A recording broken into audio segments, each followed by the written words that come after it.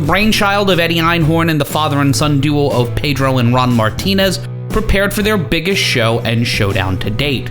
This would be the first land battle of the reignited feud between Martinez and Vince McMahon, as McMahon would lose the air fight to the IWA, as the nascent group would take over the TV time on WWOR Channel 9. Relegated to Channel 47, the only other time slot they had, which was a local Spanish station, the WWF prepared to stave off any poaching of their buildings, with McMahon lieutenants lined up to defend the man who's kept their pockets and houses full this last decade, and change as the man who brought peace to the valley and stream to the Northeast.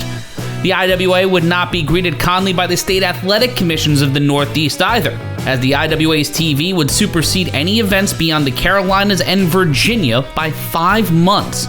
Thanks to Capital Revolution by Tim Hornbaker, we can peel back the curtain a bit on the first air date of IWA's television in New York, as the show, which was called Wrestling from the Garden, that's right, they called it Wrestling from the Garden, debuted on February 1st, 1975.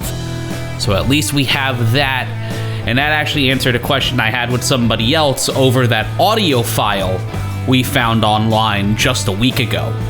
To make things worse, McMahon's well-funded opposition, also known as Pro Wrestling International Inc., another random acronym in this alphabet soup we've been boiling, maintained offices on Madison Avenue in Manhattan. In April, Robert F. Hatch, the IWA's on-paper president, put out a press release claiming IWA had 5 times the ratings McMahon had in New York, and stated they possessed the #1 rated wrestling show in the country. 1975, we are seeing Pravda about ratings, time slots, and rosters being rated.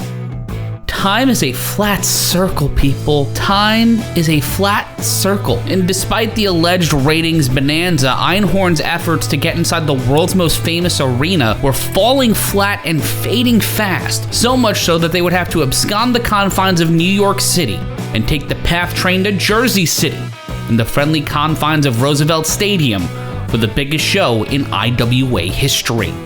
The game had changed since Martinez had his attention on the city that never sleeps, as McMahon would guarantee himself as the only tenant inside Madison Square Garden nearly a decade prior, and would continue to do so until he passed the business over to his son just over 7 years later. There was still hope in Mudville for the IWA, as their stated July 10th event at Roosevelt Stadium had stalled the advance for a McMahon card inside Madison Square Garden, where Bruno Sammartino would be defending his WWF title against George the Animal Steele.